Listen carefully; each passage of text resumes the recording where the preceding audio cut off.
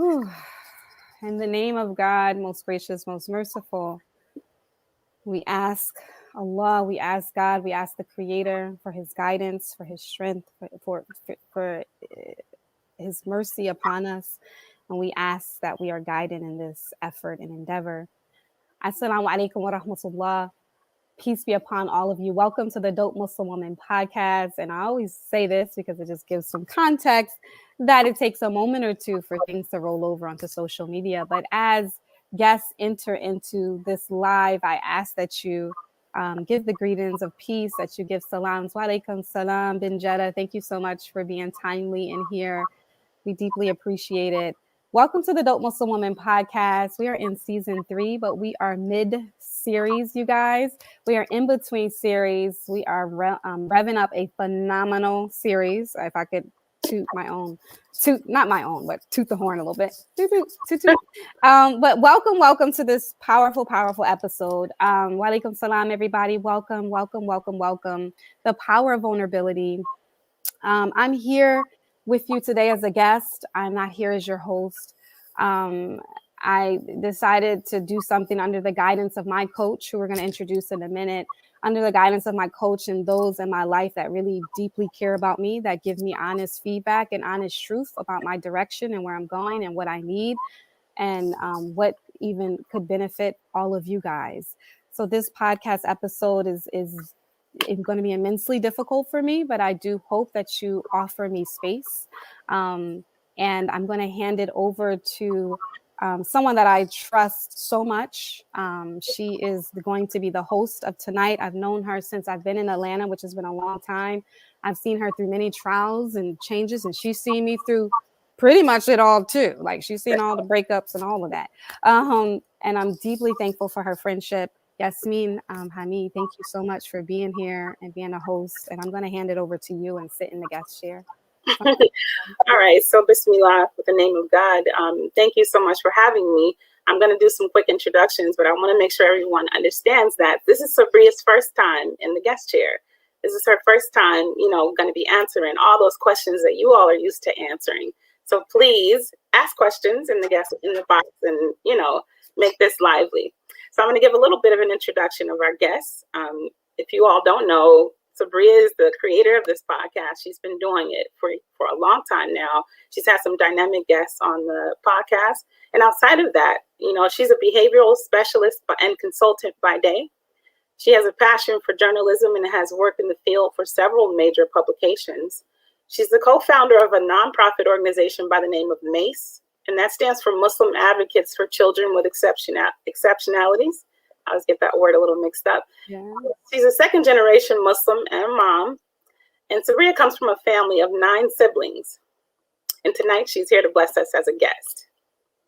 And thank you, Sabria. Thank you for doing this. Thank you. We also have Coach Toyia Denise. She's a world-renowned speaker, a mentor, a coach, and conducts spiritual healing programs and workshops. She has over 20 years as an IT executive in various product development roles. Her expertise has contributed to several Fortune 500 companies. And Toyia completed her spiritual life coach certification from the renowned InnerVision Institute under the guidance and direction of Iyanla Vanzant. And we've all heard of Iyanla Fix My Life, so we're familiar with how powerful that has been for so many different people. So thank you both for being here. Thank you for having me. So this particular episode is entitled The Power of Vulnerability. We're going to be touching on what that means and looking at vulnerability as a strength, as opposed to what is usually looked at as a weakness. And so I'm going to start with some questions. I'm going to focus first with you, of course, Sabria. And of course, I'll answer some of these questions as well sometimes, but we want to hear from Sabria. So I want to start with, you were born and raised Muslim. What was it like for you growing up as a second generation Muslim? I don't know. I don't know why I'm so nervous. I'm sorry. I want to be authentic with how I'm feeling right now. I'm very, very, very nervous. But so second generation Muslim, my parents, mashallah, they came, out of a time and out of an era of Black consciousness. It was kind of like post Black Panthers, around that sort of time. And during that time, a lot of Black people here in this country were really frustrated, really pushing back as far as with the oppression that they were experiencing, and then they were blessed to kind of come into the consciousness and knowledge of Islam. And so I come from that sort of stock, and second generation. My parents are from Philadelphia, Pennsylvania, and grew up in Philly, went to school in Philadelphia. They were very conscious and aware to raise us. It was 9 of us in the country. We had acres and acres of land. I think we had like one neighbor in New Jersey.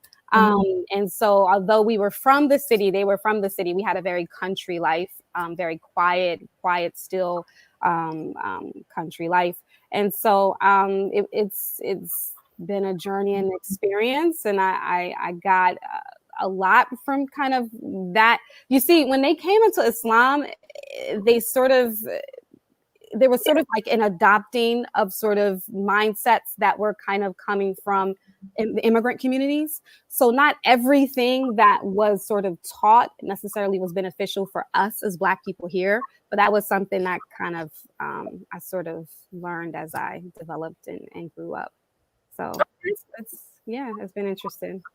It's important to understand the context of where someone comes from. So we wanted to start with that question so that you can understand your previous host. Well, I'm the guest host right now, but you can understand Sabria and understand her background, because a lot of times vulnerability, or the way that you view it, comes from your background and how you've been raised and the things that you've experienced. So now we understand a little bit about her background, but I want to talk now about this idea of being a good girl. I know in growing up in certain families, there's usually someone who's expected to be the goody two shoes. And I've come to learn that you were that person in your family. What was that like for you, being the good girl in your family? There were so many of us. So I was like third to the youngest. And everybody had to make their mark in the family. But I was sort of chosen, I want to say, by my father. Probably put him a little bit on a pedestal and probably validated really early for certain sort of traits, whether it was just being pleasant or appeasing and agreeable. And so I sort of learned pretty early that what would sort of what felt good or what validated me, which was being agreeable. I wouldn't a good girl to me was being agreeable and pleasant, despite what I truly felt inside, despite maybe what I was pained with, always being agreeable and a good girl. I would just ask you, Sabria, just in full transparency, what did a good girl mean to you? How did you create that persona? What was the catalyst that brought you to the desire to be that?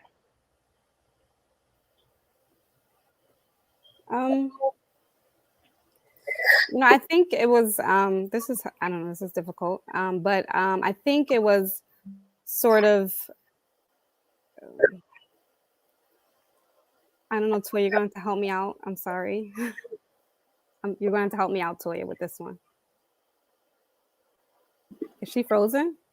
She might be, but I think that she's asking, where did you get your definition from? Where did it come from? The reason why that's really hard is because a lot of it is built off of the relationship I have with my father. I love my father so much. He was such a present and great, great dad. But he was very, strong, and he had to be. He had so many children in the home. And his validation and his acceptance meant everything to me. And sort of I learned really, really early that I wanted that acceptance, and I wanted that love, and I wanted that validation. And I got that a lot from my father. So if I gave that, I got so much attention. I got so much support. I was validated all the time. I think that and my relationship with my father is very it's a very important relationship, but it's also a difficult one to discuss. So I just want to just throw a caveat in here. So, and I know this is something that you and I talked about before, Sabria. The father role teaches the daughter how to receive love. What did you learn how to receive?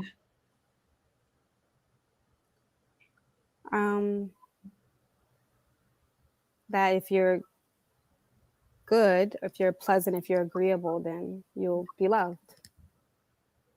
Interesting.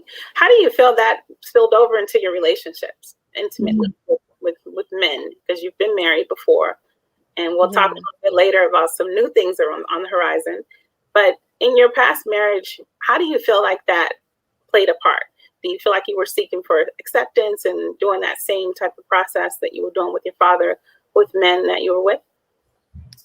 Yeah, because I think at the foundation of that, the core of that, there's a bit of transaction there. So I think that, it's a bit of transaction in the sense of if you're well behaved, you received, validation, you receive love, you receive acceptance. And if you're not, you don't receive it. And so not to say that was necessarily my full experience, but it was a bit of transaction. So I think not really fully understanding what love was outside of I need to be this for you so you can be that for me. I think that's where I really struggled in terms of connection in my relationships. And I've watched you over the years, like you said in the very beginning, we've both been through many changes, divorce and changing careers or whatever it is that we were going to do. And those changes led to you coming up with the Dope Muslim podcast. The idea came from somewhere. And at some point I've learned that it caused an end to your marriage. Can you talk about how developing your podcast brought an end to your marriage? So I think one of the things that I did, as a lot of us do as Muslim women, is that we wrap sort of our identity, our value into sort of these titles. And I think when we're growing up Muslim, being a wife and being a mother, being a good wife and being a good mother is the epitome of success.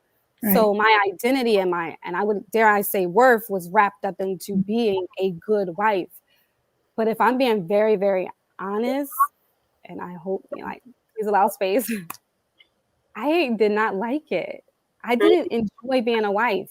I didn't like the roles, the duties, the responsibilities. I didn't like how, and this is my experience. This wasn't what anybody expected of me. This is what I did. I didn't like that I had to show up all the time as pleasant and agreeable and supportive and I have to take care of this and I have to take care of that. And sometimes I just felt like I wanted to just be, and I didn't. It was so much shame and guilt because I'm like, if I can't do this, won't be a good Muslim. I won't be, the type of woman I'll be shamed.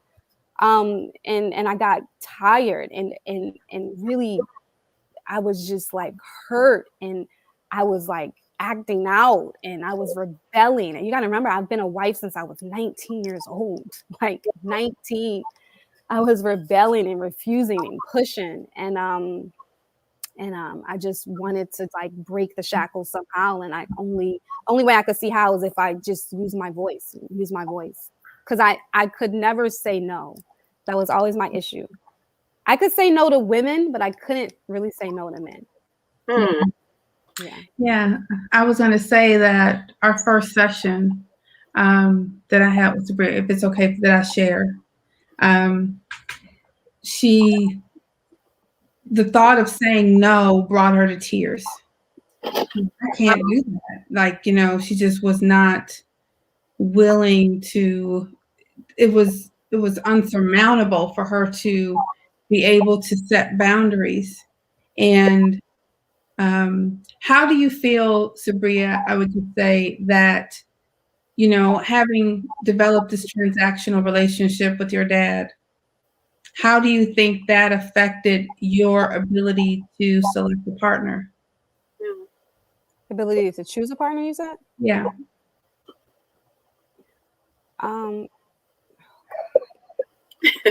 I think, to be honest, I didn't choose partners like based on like love and I like you. I chose it based on like, can you provide and take care? Can you take care of me? Oh, I hate saying that because Well, it's a transaction, right? So, that's kind of how you brought up, I looked at it in that sense, and I thought I was really being smart as a woman because I'm like, I'm not being distracted by looks or falling in love and all that. I'm like, I'm looking at who's going to be stable, who's going to show up, who's going to provide, who's going to take care of things. But in a sense, it's like, okay, I'm looking for you to do this for me. So like, what do I got to do for you? And it's, where's the love at? Like, is the love there? And then what if somebody can't transact anymore? Then what? You know what I mean? How did that affect creating the podcast? What was that process like? Like, you came up one day and you said, you know what, this is what I want to do. And he was like, nah, it's not an option. Was that what happened? Or what No, not at all. Not at all. I mean, it wasn't like that wasn't it at all. I think that at that point there was already like kind of a separate, like there were separate lives going on. We were kind of living a little bit of separate lives.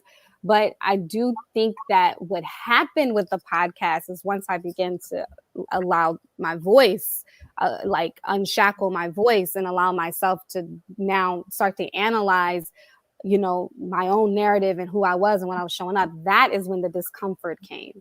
Right. Mm-hmm. And then I began to put myself in spaces and, like that's when it became an issue. And honestly, there was men in my life, relatives in my life that have always been uncomfortable with the podcast life because it's not Sabria. Sabria doesn't do what you see. That's not what Sabria does. Sabria does what she's told. Well, tell me about, did you ever, was there ever a time that you said, you know what, I could give all this up. I should probably give all this up, or I can give all this up to save my marriage. Did you ever have any time where you went through that, where you were just like, I love what I'm doing, but I'm a good wife. I want to remain a good wife, and all these things that I've been taught as a Muslim woman, I want to keep them in tow. Did you ever consider that? I did. I absolutely did. Probably would have had the situation been different.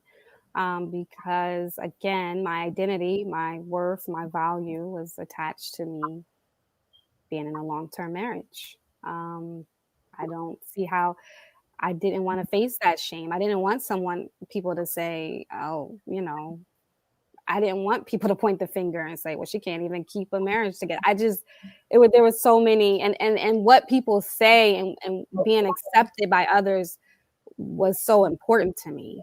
You know what I mean? So a lot of even me wanting to keep it together was so that I could continue to be accepted by my wider society, wider community, people around me.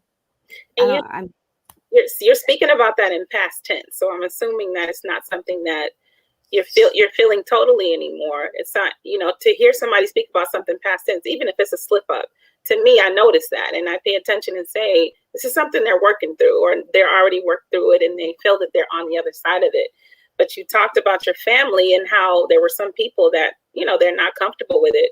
So I assume outside of your marriage, you also may have lost some other relationships, that were genuine relationships, friends, and those comfortable cousins that you thought had your back, but now they're not here anymore. Have you experienced that too?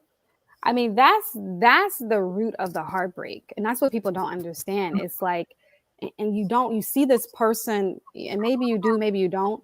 What I've learned is that when you go through a divorce, it makes other people uncomfortable, right? It makes other people. So you try to hide your pain, you try to look strong, and then people fall away, like they just fall from you. Like the loss, I can't describe. Like I can't describe the amount of people, the amount of relationships that I lost in moments, like in minutes, in weeks, like that heartbreak. I couldn't explain. I could just tell you that, to be honest with you, I would lay down at night and try to go to sleep, and my eyes would be like, I couldn't stop the tears. Like I couldn't sleep.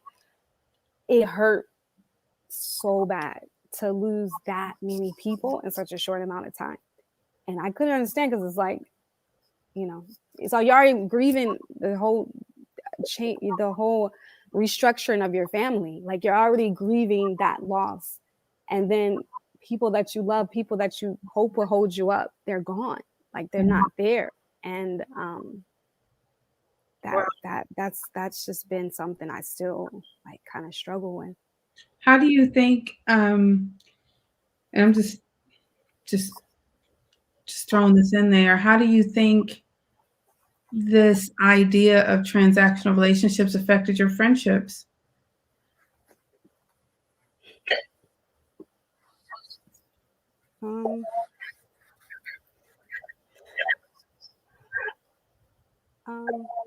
Perhaps I was a little. Yeah. I know that's something we talked about a lot, and so I just want to give you an opportunity to speak on that. I mean, yeah, I think in ways I probably was transactional in my friendships, which probably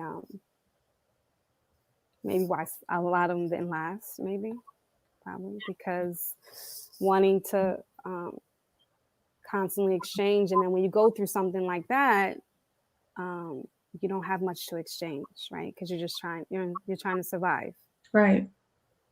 So I mean, I guess the loss of the friendships could have something to do with the fact that I probably set up transactional relationships to begin with. So that's a major lesson, and it's something to know, that if it happened now, you know how to prevent it possibly moving forward. So it's not something that we can prevent all the time. Some people honestly are only looking for transactional relationships. And when the transaction doesn't pan out for them, then they're gone, so it is what it is.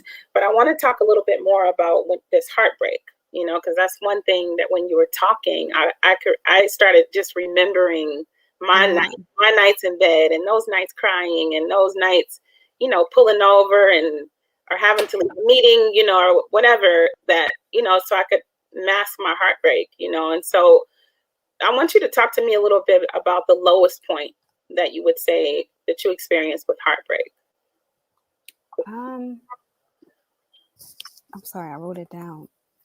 I just saw a message from my sister. I'm sorry. It's like so sweet. But I love you too, Yas. My younger sister, who's way stronger.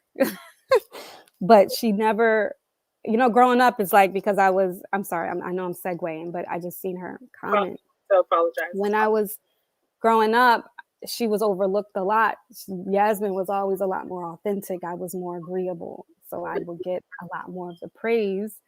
And she would, but she's so strong. Like she's such a powerful person. Well, we're bigging you up too, Jaasmeen, if you're listening. So I think the lowest point was where I felt like I was unable to caretake my children. Yeah. Because what I had set up in my marriage was out of transaction was a lot of duties and responsibilities split, which I deeply appreciate. I had a helpmate for sure. And I deeply honor, I just want to give honor and respect because to my children's father, because he's a phenomenal example of so many things. And he's a tremendous helpmate. But what that created was a dynamic of a lot of dependency on my part. And so the way things were set up, I'm more of an extrovert. He was more of an introvert. Is that once that split happened, everything crashed because I couldn't manage the responsibilities anymore because it was I was functioning over a decade with, that split.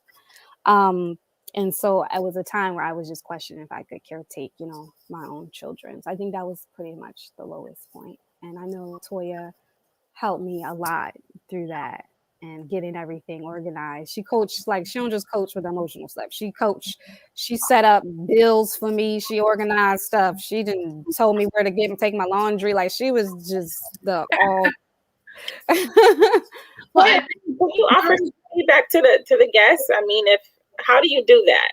When someone is needing to like navigate heartbreak, how did you do that? Can you tell us a little bit how you did that for Sabria? Well, the way that I coach is a little different because each client is different. and I try to offer them and support them where they are.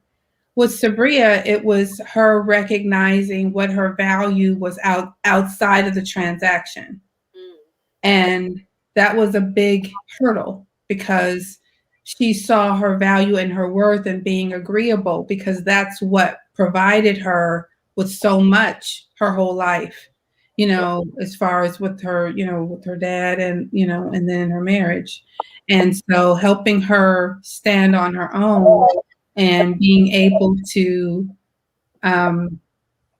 be fully functioning on her own, and supporting her and seeing how she's impacting other people and what how valuable that is. I have different clients, and I call them lighthouses because they provide so much light to other people. And she's a tremendous lighthouse, and her seeing value in that it's not based upon what she's, it's just who she is, not so much about what she's doing. And so how I did that is just lots of homework. And Sabria could probably tell you lots of assignments that I gave her to support her during that time. Sabria, is there one in particular, a particular assignment? There were many, I know, that supported you in really becoming whole again. The only thing is, I don't know if I remember the assignment per se, but I just remember the awareness, which was the awareness around transaction. That really blew my mind. And the funny thing is, Toyia, is like, and I hope I just want to speak to your audience for a minute. Sometimes you're not aware of how you're functioning. You really think that, no, I'm loving and I'm giving and I don't get what's going on. And it's like, you really have to do your work. It was in the work that I found, whoa, Sabria, like, you were transacting, you weren't loving. Like that wasn't what what you were doing. And so I don't remember the specific assignment, but I just remembered that awareness. And I was just like, it's helped. It's helped me so much. I know we did an assignment where I asked you what was the currency in each relationship. Oh yeah. Do you remember that? I do. And so I think that I remember that because I remember you came back like, oh my God, the currency is, sometimes the currency is I have to call, or I have to be the one to plan, or I have to be the one to pay, or there's always something that, the currency that's in the relationship. And a lot of, when you're deep in transaction, it's oftentimes not love and acceptance. The currency is acceptance, or the currency is, just, being, a friend, being a friend. It's based upon you needing to do something for someone. And if the thought of you saying no, then you felt like abandoned, that they wouldn't be there for you. And so, a lot of times, so it's just lots of homework. Going back to your first question, just it's a lot of practice, practical tips. It's a lot of work. Yeah. It's a lot of work. It's good work though. It's not, I hate to scare people. They'd be like, oh my God. But no, it's all inner work. It's the inner work. So I have a question. Is it okay if I bring it in, only because I'm looking at the comments? But sister said, are all relationships not transactional to a certain degree? Toyia, you want to take this one? Not necessarily. I mean, I believe that, as a child, a child grows up and they need certain things from their parents, and the parent has to provide. But when you begin to feel like you can't, you won't be loved, or you won't be accepted unless you do this, then that's not necessarily transactional. That's just expectations and boundaries and things of that nature. But when you, like, for instance, I have a son, and my son's love language is physical touch. So even as a child, even in his worst day, and when I tell you there was some days I was like, Lord, where you get him from? But I would not deny him how he received love. And so that's where the transaction comes from. Like, you can't receive something that's a requirement for you to just feel human unless you do what I asked you to do. That is where relationships move into a transactional space versus, I'm not happy with that you did this. Let's talk about this, and creating relationships that's based upon acceptance and love and wanting to cohabitate or just to be in sync in, some type of synchronicities. I hope that makes sense. And I wanted to say this, Toyia, when I opened up my mind to the audience, when I opened up my mind around transactional relationship, it wasn't just about that intimate relationship. It was about how I parented. I parent so much different. Like, before, it's like, you have to do it. I mean, because that's what we're taught to be parents. You can't let nothing go. Like, you got to be firm with your kids. So you better do this, and that. And when I release that and just, I allow my kids to experience me, and I allow myself to experience my kids, and I guide them with a lot of love and redirection. And all the consequences everything is different now. And it's amazing that I have so much more compliance this parents in this way than the way that I did before. It's an amazing awareness and realization. Well, because before, it's like, trying to make someone do something for you or else. It's based upon breaking their resistance. Yeah. Instead of creating with them something, creating with your child versus making them be something that you want them to be. It's a totally different experience. What side would you want to be on? Right. How would you like to be guided and molded? And so, and I'm very proud of you and how you have transformed your life and have taken, just being able to totally be who you are. Phenomenally proud of you. I'm just all hands up. Like, wow. Thank you. That actually leads me to my next question. I'm actually really proud of you as well. And as your friend, I've had an opportunity to watch you change. You talked about acceptance with your children, but I've seen you have some acceptance with yourself. And self-love has really been happening. I've seen your walk has changed. I've seen your makeup looks more beautiful. Well, it was always beautiful, but I just want we need that from our sisters to build us up. You know what I'm saying? It's not extra, it's beneficial, and so as your friend, I've seen you change, and I've seen you have a strength in yourself that you moved on from that previous pain in a certain way. I don't know if it's totally gone, but I want you to talk about how you moved on. What was that like for you? What was the process like of that strength to move on?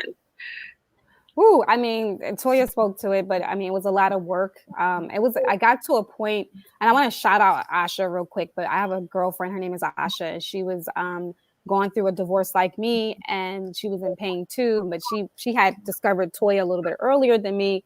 And I was just reached out to her really early in the morning, and I was just like in so much pain. Like, it was just like, I don't know, like I felt like I couldn't I can't describe it. It just like, I couldn't really feel like I could function. And it was more so because a crash of identity, not necessarily the loss, but it was like, who am I now? And she told me about Toyia, and, I booked and came to her. And I think from there, that was the healing journey. And it was like just doing the work, and it was intense and it was painful and it was hard and it was difficult. But the way Toyia coaches is phenomenal. So she never leaves you in any other space except for empowered. And she told me, she was like, Sabria, in 3 months, you're going to be manifesting like the life you want. And I'm like, I'm looking at this lady like, okay, like, I'm going to try you, but I'm going to give you 3 months, because I was like, there's no way in the world. But I will say that even in my process post-divorce, one of the things I still struggle with, to be completely honest, was, again, trying to figure out my identity, and then that whole validation piece. Still desiring validation was a critical part. Like that's a shedding that is still happening. So I sought out relationships. I sought out people that could feed back that validation. And what Allah did, what God did to me is that he broke it, each one, because I was seeking it for validation, not for connection, right? I was seeking it to feel better. I'm not that bad, right? Like I'm okay. Like you know what I mean? Like I'm lovable. Whatever the trash in my head, that's what the seek was. And each one, God just crashed, like he smashed it. And that was sort of interesting as well. A lot of heart, a lot of loss, a lot of people in and out, you know, during that time. One of the things I've observed, you know, that I could be wrong about, so you can tell me if I'm wrong, but one of the things I've observed is you took control of your narrative. You know, there were so many people that may have had, like you said earlier, that's not Sabria, you know, that's not the Sabria that I know. But witnessing you, you know, from afar, I feel like you took control of that narrative and you decided that, you know, okay, if you want to come along with my growth, you can adjust. And if not, kick rocks. And would you say that's accurate? It wasn't so much kick rocks, because I'm still at a core people pleaser, still struggle with that. So it wasn't really kick rocks, but I did have to keep moving. I didn't have a choice. I was like, even when I wanted to stop, God was like just pushing me. I didn't know what to do. I had to leave a lot of people behind. Recreating my narrative was super important. It wasn't just about like being appeasing and saying yes, but it also was a narrative of, because I wasn't showing up authentic, what I did was I developed a mask all the time. I wanted to appear very put together, and almost like I struggle with perfectionism. So in my relationships with women, it struggled a lot, because a lot of times they would look at me like, she's snobby or she's not real, you know? And I used to always wonder, like, what is it about me? Why are these women sort of like kind of, hesitant to connect with me? But that's the honest truth. Like I was struggling, and trying to appear perfect and all put together was where I felt like I could be safe. Like nobody's going to really get to know the real me. And I think with Sabria too, the thing that was amazing is that she never released her purpose. You know, sometimes when we're going through pain, we release our purpose trying to heal our pain. Wow. And connecting and walking in her purpose and continually to walk in her purpose, she was able to really move through a lot of ups and downs, a lot of disappointments, a lot of not really understanding why, but she was still moving forward. And a lot of, the work helps you do that, because there's, we were continuously working on the next version of Sabria that she needed to be for her. Yeah. So, all right. So I want to ask you a little bit about the last season of the Dope Muslim Woman podcast, season 3, and what lessons that came from your post-divorce, process that led to you birthing that season. Because I felt like there were so many things that were relatable for women that may have been, in the same seat as you post-divorce. We've been there, we're crying, we've been through the crying, we're, in a different season now. What was that like?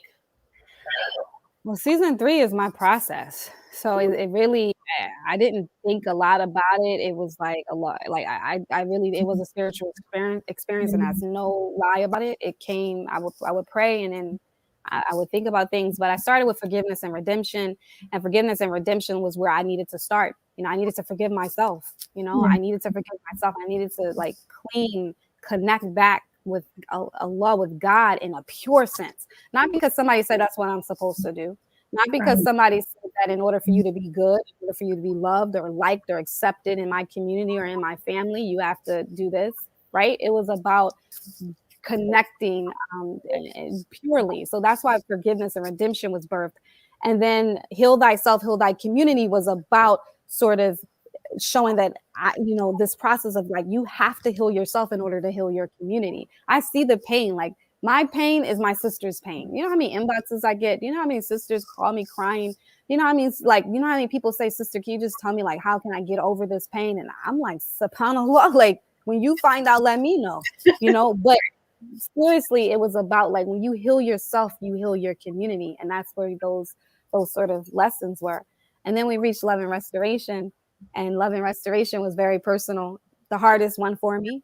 I spent the most time on it because that was really raw. Like, that was some raw stuff that I was birthing in the moment and in the minute, and it was organic and pure. And it was that when Toyia told me about this manifesting the life that I wanted, I had a lot of shame, Jaasmeen, and because it was like post divorce or whatever, and I'm like, you know, I want to be in another relationship. Like, I want to have a loving, purely connected, loving relationship with a man. But I was ashamed to say it because, and I know you've been divorced, Jaasmeen.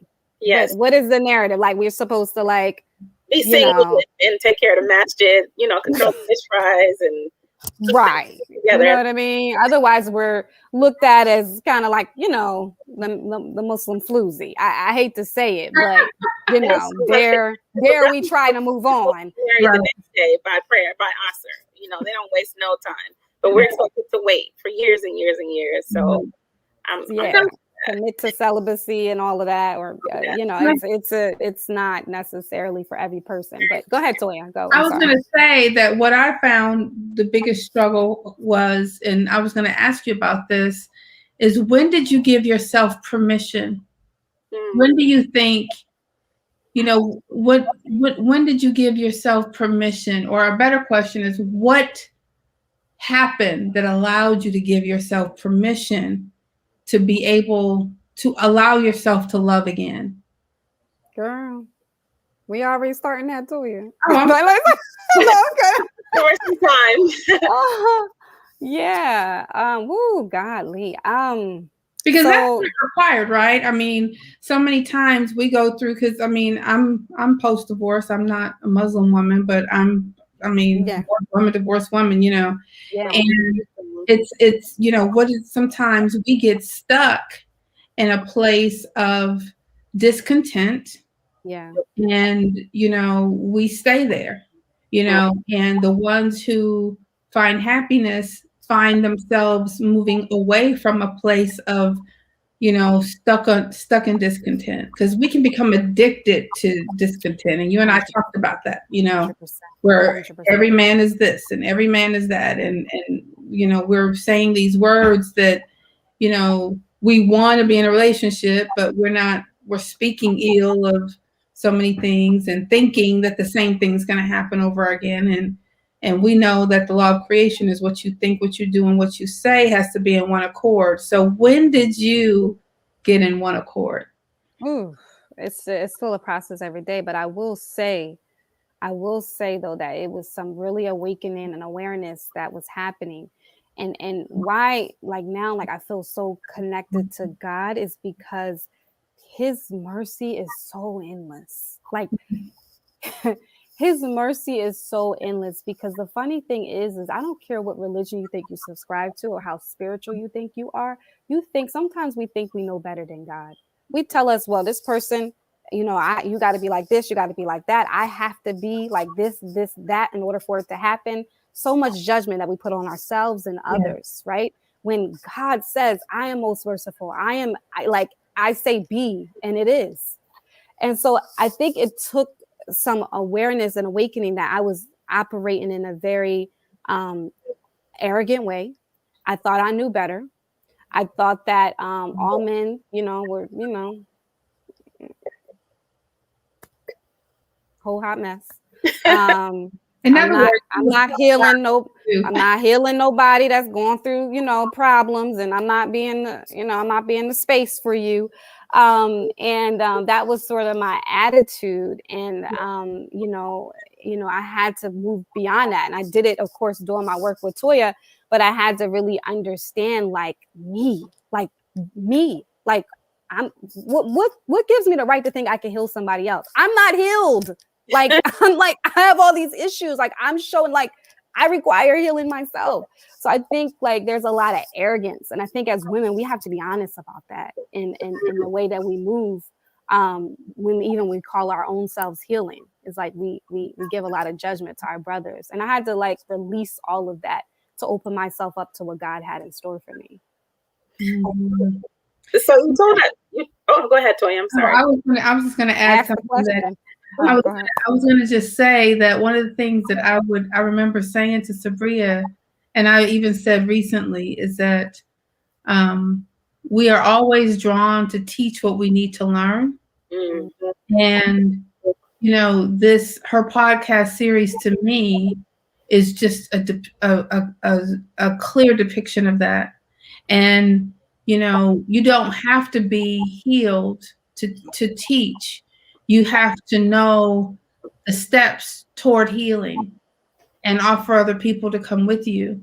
And, you know, as you surrender to God, it was clear that, you know, you were supporting others and surrendering too and moving through a process. So, you know, you're going to be called even higher to do even more because that's how God uses people. Yeah. I'm going to bring in something before Jaasmeen, you answer the question, because this is important and we want to support each other with this. But Sister Benjetta said we can support, but they need to be willing to put that work in. Listen, she said a mouthful. She's right, because, you know, there's a lot of people who even contact, I'm sure that, you know, get on the podcast or contact me and, you know, who want help but don't want to work. And, you know, you got to be willing. I can't do the push-ups for you. You know, I can show you how to do them, but you have to do your own push-ups. Absolutely. I love that. That's a whole word. Go ahead, Jaasmeen. You said I'm delaying you. No, go ahead. Oh, this is I'm joking. Conversation. I'm receiving all of this because I need it as well. But I want to talk about the last series. The name of the series, Love and Restoration, just ended.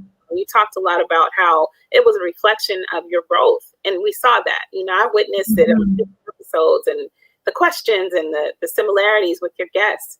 But now we're at a new phase, you know, and this new phase is a new love story for you. You know, I'm telling everybody, and I see the smile that comes on your face when we talk about this new love story. So what is it? Tell us about this new love story. Ooh, child. It's so funny. I just to be transparent, like it's so funny because as I'm going through like, okay, what we're going to discuss, and I'm kind of getting to this point of this, like talking about this love story. And I'm like, oh my God, like, I don't know what I'm going to say. But yeah, subhanAllah, like I would say that, you know, it came out during a time where I was in a distrusting place, but I was open and I was in a process of doing my work as it relates to manifesting the good that I want to see. Not necessarily, and that's the beautiful thing about Toyia, if I could just say this, is that she doesn't allow you, like you work past that pain and that stuff, but then you got to move on. You got to start going into what your purpose is and what you're supposed to be manifesting in that life you want to live. You know, Toyia acknowledges this life is short. You know, it's a blessing. It's a mercy. Every breath we have, we don't have time to waste. And I mean, you know, you grieve and you go through your process, but you do your work and you move on. And so I was doing the work into manifesting kind of what I wanted to see within myself and in my life. And, you know, I met, you know, I'm going to say his name because everybody knows Shahid. And he thinks I'm lying when I say this, but I was doing research for my podcast when I met him. And I met him by, you know, I wasn't looking for anybody. I was researching for my podcast. But he was, you know, maybe more so looking. And we met and, you know, connected. I didn't think a lot about it. I mean, in the sense of like, I wasn't like, oh, who's this guy? I thought he was like a little, you know, he's a cutie or whatever. But, but when we just talked, and it was kind of like offline for a while, when we just talked lightly, you know, I noticed how present he was, you know, and I noticed, and, you know, you pay attention to that, you know, especially when it comes to men and just their attention span and being able to, you know, stay focused in and all of that good stuff. I found that he was very present. And so when it came to communication, he was very consistent. He was just really, really, he was better than me. And I always think I'm the best at communication. And then one thing that really made it very different was that he offered friendship, and he didn't really validate often, which I often struggled with. I still do, but he didn't validate often, which means like he didn't really make any comments about like my appearance or like being in a relationship, or he just didn't do those sort of things of like trying to rush to get me. Like he was just more so like just present. And he paid a lot of attention to the things that I did. Like he watched every single podcast ever on his own personal time. And he just paid attention. He was just really, like I said, he was just present. I couldn't help but fall for that. And I don't, or like Jaasmeen, like you like to say, stand in that instead of fall. And I think the biggest thing is I worked this out with Toyia when we were talking through it was just the fact of like being accepted as is, flaws, all like no matter what. Like I didn't have to transact. And in fact, it was times, and remember Toyia, I was like, I don't know what he wants. And like, because it was still ingrained, I was like, what? And I'll ask him, like, what do you, like, what is it that you want? He would be like,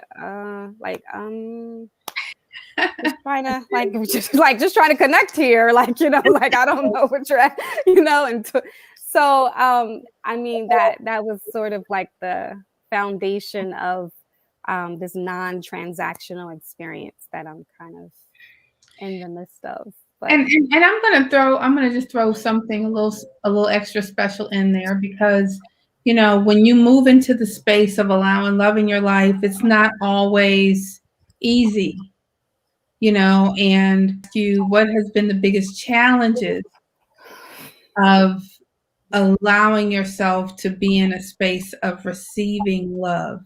Because before you were transacting, now you're in a space of receiving. So you know, it's really, Toyia, it's, and I know you know this better than anybody, but it's really difficult. I struggled, I still struggle, but I'm better with fleeing. Like I ran from the relationship. I don't know how many times, Toyia. I don't know if you kept count. I threw away that notebook that it kept. Yeah, Toyia said, she was like, this was one of Toyia's homework, just to give y'all context of how bad it was. She was like, I want you to get a pair of like old tennis shoes, and I want you to go outside and burn it, so that every time you think like, to just represent the fact that you're not going to run anymore. But I was a runner, and so it was a really difficult process, because where I felt safe, if I'm transacting, I felt safe, right?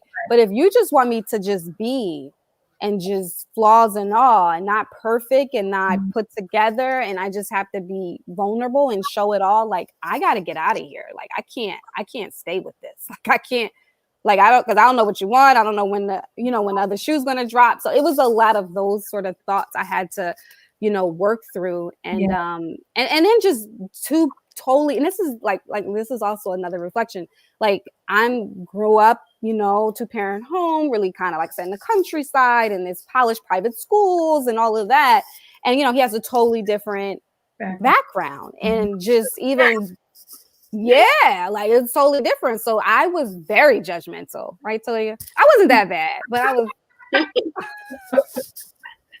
I would be like, you did what? Like, he'd be like telling me a story like, yeah, so when I was young, and I'd be like, what? Yeah, like, but it was a lot of judgment, and I also had to work through that as well. But one of the things I remember we discussed is that, as you were learning how to receive and still judging yourself for wanting, having moments where it's like, I don't know if this is going to work. I don't know if this is going to, and it's unloving to expect yourself to know how to do something you've never been taught to do. And when you move into a new space of a loving relationship, and you've never seen or experienced a real loving relationship, it can be scary, even though it's wonderful, because you've never been there before. You don't know what this is like. You don't understand it completely.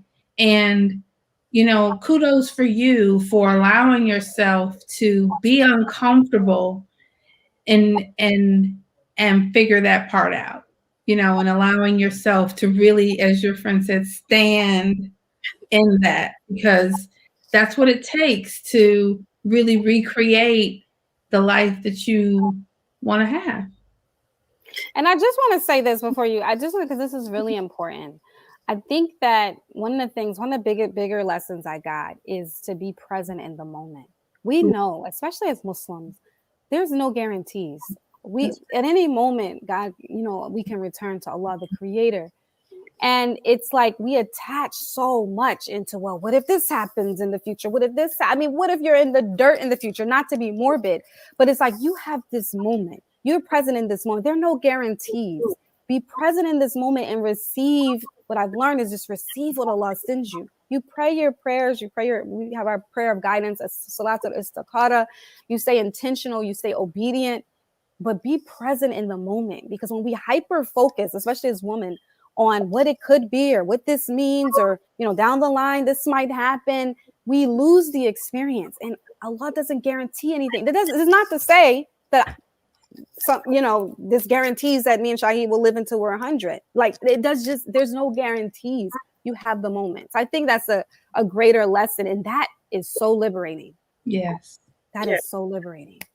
So before I ask my next question, I want to just take some time to acknowledge and affirm this brother, in his in the Muslim communities. Oftentimes the sisters that are not married to brothers don't have the opportunity to just congratulate them and say, thank you for loving my friend. And thank you for bringing love into my friend's life. So this is my thing to Brother Shahid. If you're listening, usually he is, because I've seen him in the comments all the time. He had the run. I don't know if y'all seen it, but I'm just gonna throw shade on him. He put the run emojis, Toyia, just so you know. Get your boy. He gonna put the run emojis. Like, that's his comment. So I'll take some time to just say thank you. You know what I mean, to him for showing up the way that he has. I appreciate what you've done for my friend, and what you've done for the example of Muslim men and black men, who are really interested in commitment, not stringing somebody along or not, running them down and making them into somebody that they're not. So I'm grateful for you, brother.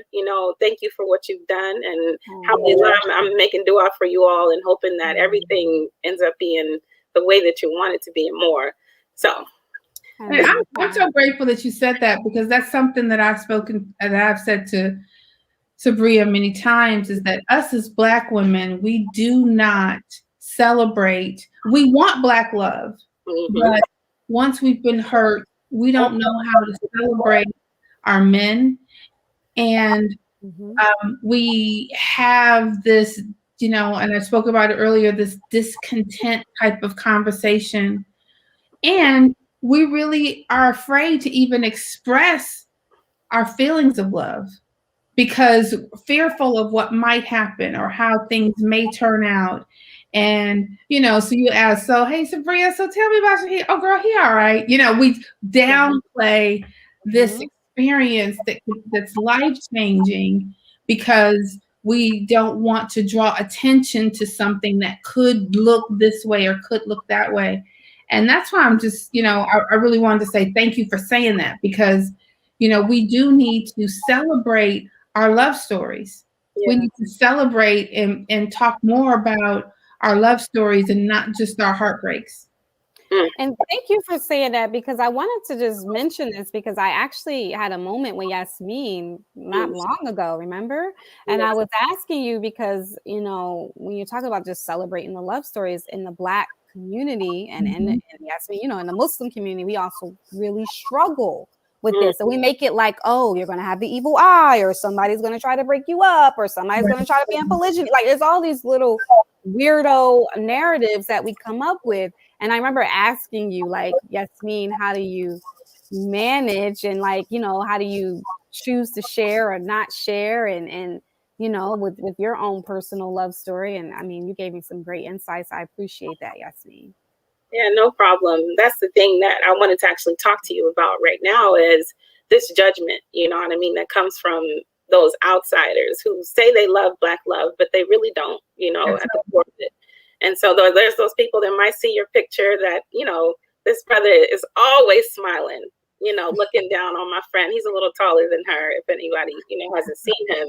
But I love that. You know, I can see the love and admiration that he has, and her blushing and all of that stuff. But I know that there's some people who are looking at those pictures in a different way.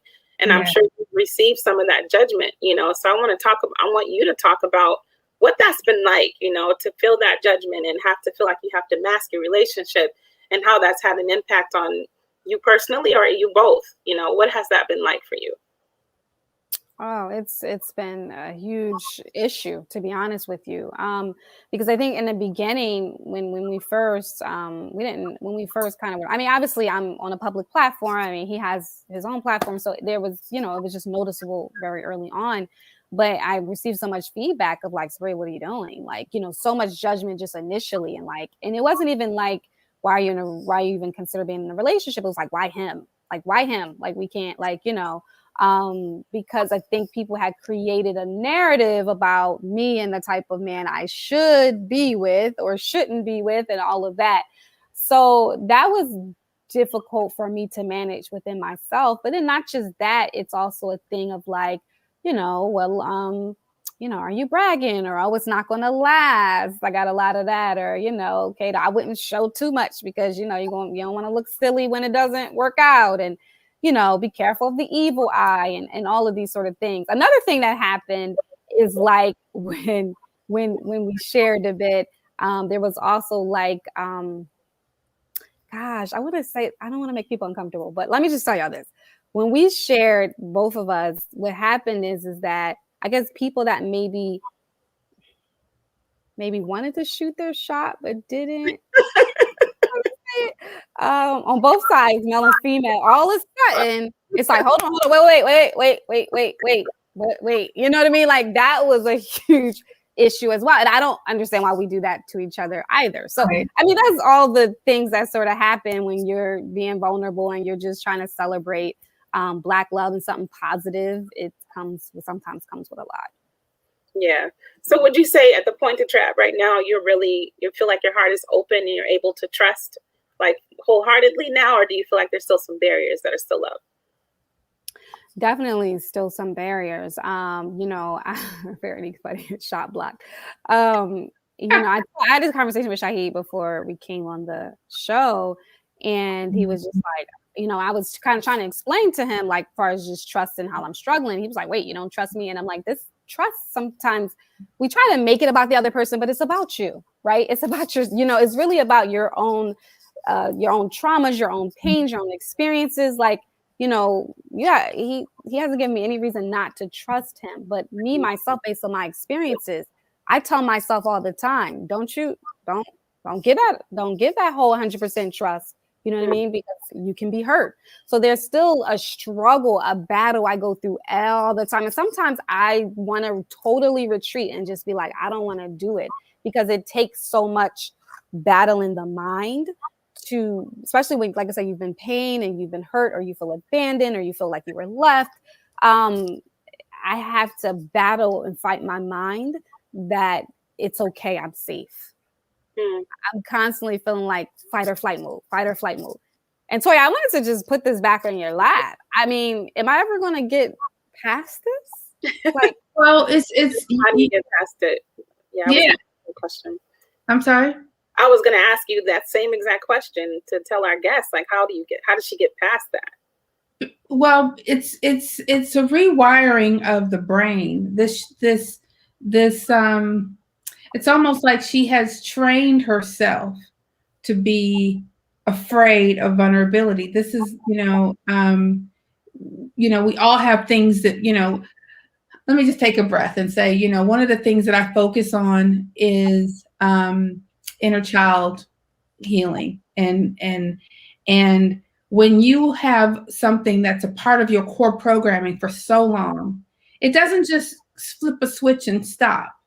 But it's something that you're now aware of, that you will continue to pull back and pull back and pull back. And you understand that this is not what I'm running from is not necessarily what's in front of me. It's what I perceive it to be based upon something that happened in the past. And we continue to have this conversation. And as she continues to see, wow, this really isn't Godzilla. This is a duck, you know. I don't have to respond like it's Godzilla. And then soon, eventually she will begin to feel safer and safer and safer in these new experiences. But it takes time. It's not an overnight thing. The awareness is what's key. And she has that. And so it's not that you don't ever feel scared again. It's just that, okay, I have a tool for when I'm afraid. I know I need to ask myself, is this real? Is this true? What I'm saying to myself right now, is this true? And then when you do get afraid, one of the things that, I've said to say, to support her or many of my clients is, what's the most loving thing I can do for me? How do I love me right now? Even if I'm afraid, how do I love me even when I'm angry? How do I love me when I don't understand and I'm confused? And getting with yourself and being able to answer those questions is what helps you move the needle forward. And being able to go back to your partner and say, hey, help me understand. And something that I say all the time, and I'm hoping my clients pick up too, is explain this. So I'm not assuming and making assumptions because you said this word. Okay, so this funny story. I'm going to share it, and I've shared it before, so I know it's okay. About my favorite Sabria and Shahid story is. We all have our favorite Sabria and Shahid. Yeah, by the way, Shahid is coached by Toyia as well. But go ahead. Yeah, my favorite one is Shahid told her she was beautiful without makeup. Oh my God. I know. She told her, "It's gonna make me cry on screen. I'm gonna be crying." No, listen, Sabria, I gotta put you. I'm just gonna. This is vulnerable. Okay. So he told her she was beautiful. She didn't need makeup, and Sabria lost it because she heard a critical voice telling her what she should look like. Wow.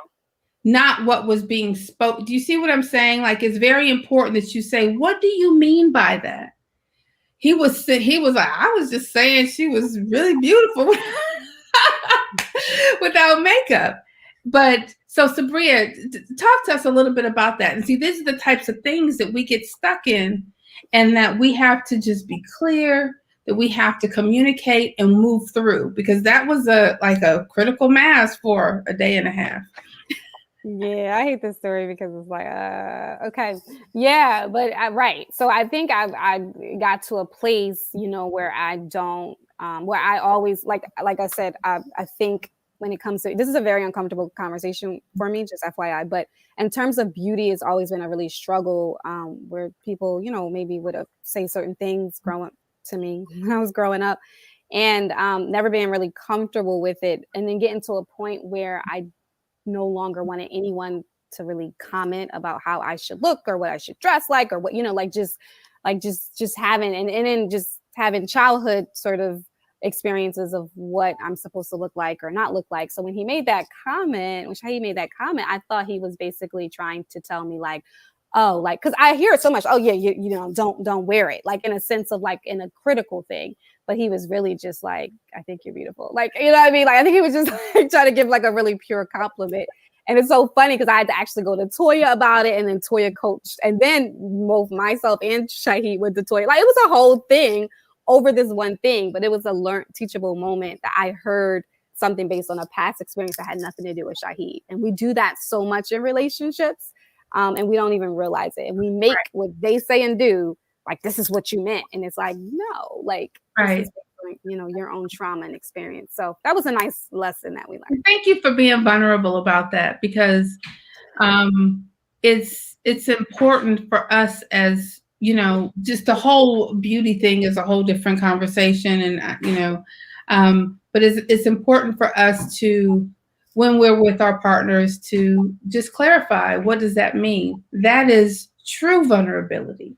Is being open to what they are saying and not making assumptions about what's being spoken. Yeah. And it requires conversation and massive communication by saying, well, what do you mean by that? Explain that to me, or instead of making assumptions. Yeah. Powerful lesson.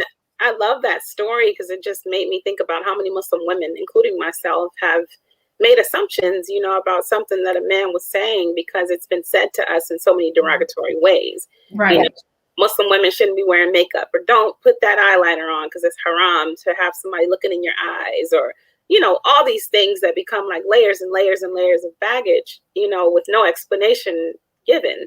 So I'm really proud of you both, you know, for going to Coach Toyia and having that explained and be willing, you know what I mean, to unpack what that means and not move forward with anything negative associated with it. So that's dope. Thank you so much. It was a whole struggle. It sounds beautiful now, but it was a whole. I don't think I talked to him the rest of the night. Like it was bad, child. He was on my ex list. Like I was like, I'm done with him. You know what I mean? That's what matters. You get through it. You know. That's right. So that's the power in it. We are almost out of time, but I do have one last question for you. We've talked about what you're calling the vulnerability challenge. Yeah. I want you to tell us what that is. What is the vulnerability challenge, and what's next for the Dope Muslim Woman podcast? Okay, mashallah, thank you. So the Dope Vulnerability Challenge is something that was birthed with Toyia. This is really not my idea, FYI, but Toyia coaches me in always, mashallah. So, you know, Dope Vulnerability Challenge, again, the podcast is very authentic in a sense. It's my experience. So my struggle is vulnerability. My struggle, that's how, and that is sort of the barrier to my success, for me being able to be successful, for me to be able to move forward.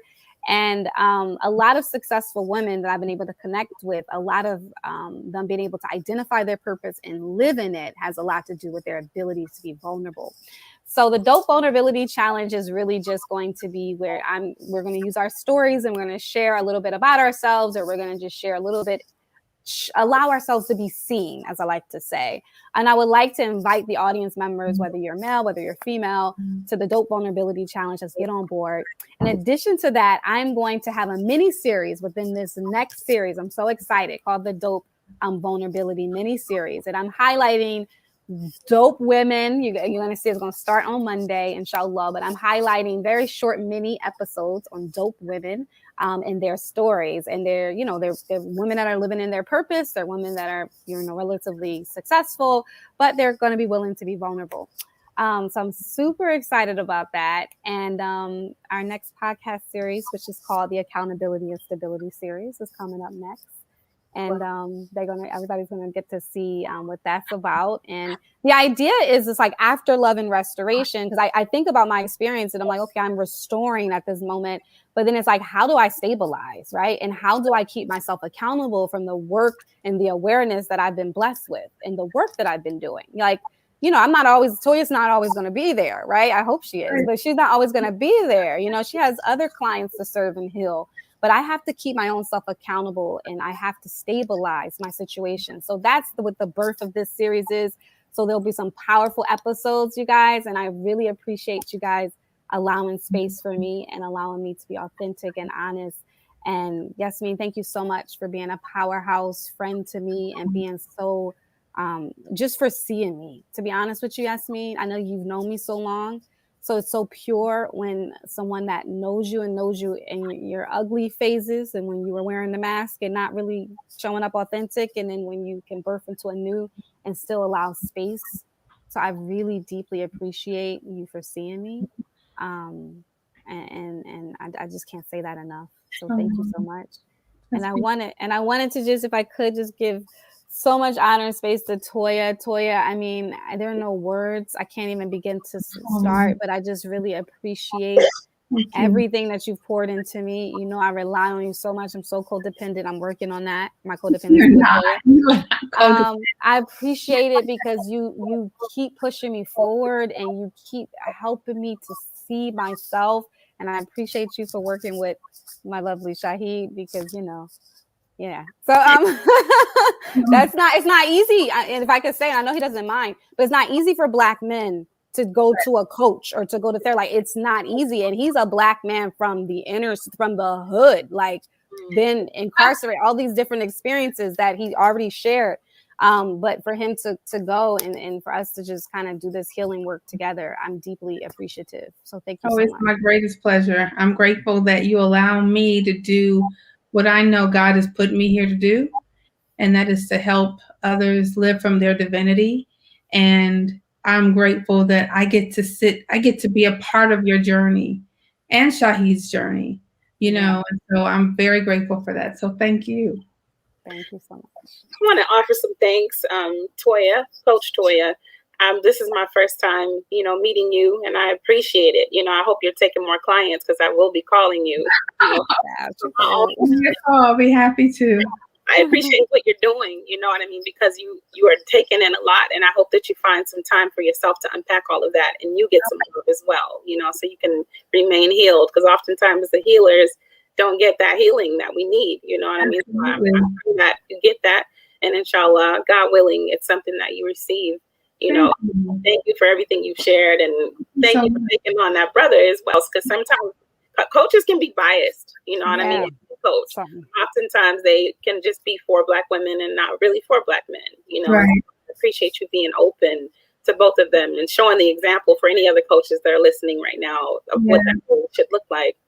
And Sabria, thank you so much for having me. Here we have so many intimate conversations, and I applaud you for being transparent, for your guests, because everything that you've talked about, everything that you've shown in your episodes, you really show that you really believe it by sitting in the guest seat. You know what I mean? So I appreciate you giving me the opportunity to be here with you. And as your friend, I congratulate you on your growth. And like I said, all the time, I pray that Allah continues to give you everything you need, to continue to grow, inshallah.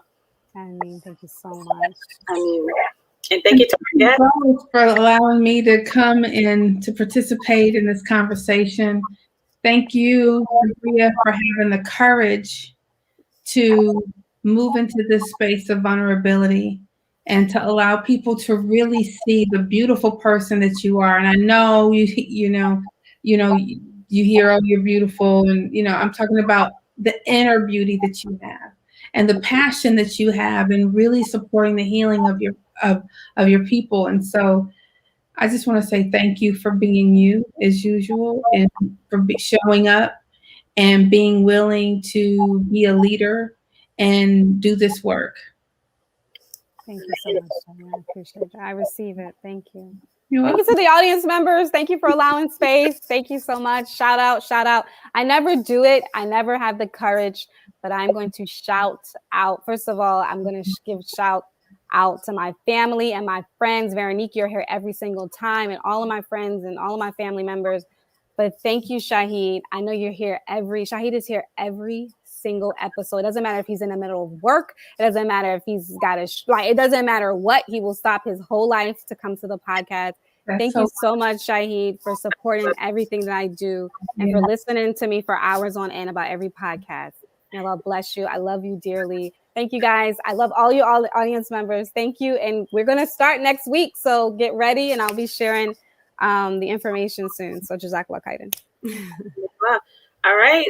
That's it. So thank you, everyone. And assalamu alaikum. Peace be upon you.